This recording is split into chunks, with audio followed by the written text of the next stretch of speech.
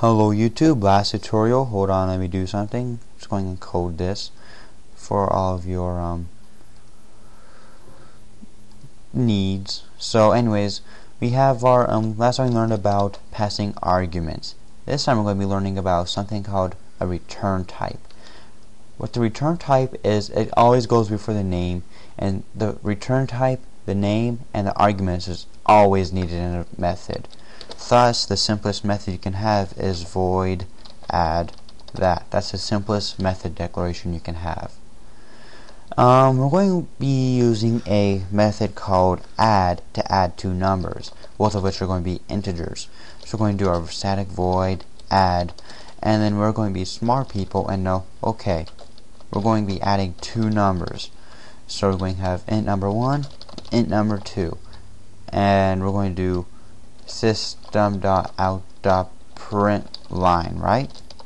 And then we'll just print line number 1 plus number 2, right? Also, so I have to do something real fast. I'll show you this real quick thing. So say we add 5 and 4. We're going to add both of those. So yeah, you can see, okay, 9, it does pretty good. What if you had this integer called added, and what you wanted that to do is you wanted to have the sum of int number 1 and int number 2. There's two ways to do that. One, you can make a global integer and just say, let's do that real fast. Static int global equals 0.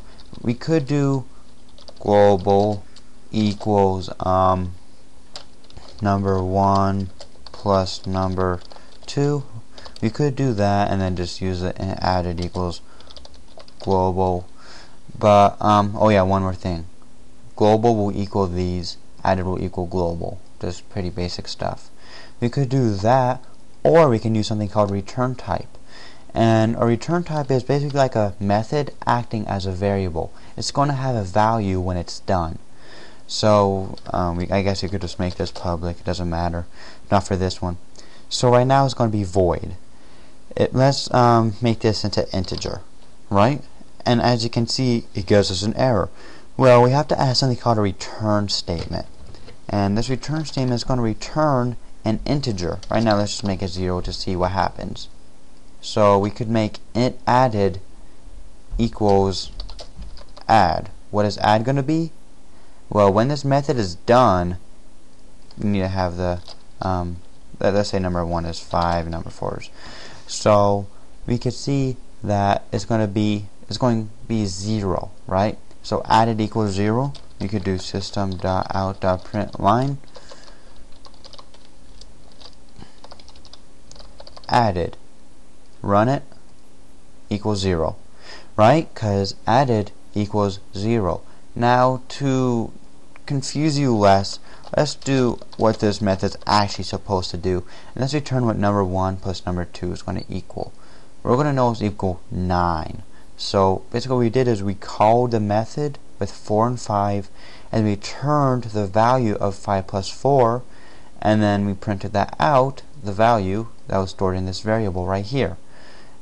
Pretty simple. I mean, nothing too complicated. And that's pretty easy. If you want, we can do another method called public static int subtract. And then what this method will do is int number 1, int number 2. And then we can do, we have to add a return statement. We could do return number 1 minus number 2, or whatever, number 1. Pretty simple. Press OK, and you will see that it gives us an error. Oh no, it didn't. Okay, so then something else we could do is int subtract equals subtract 23 8 or something, and then you can do system.out.println subtract, and then you run it, and boom, 15. And that's pretty simple, not too hard. So I guess I'll be seeing you all later, and goodbye.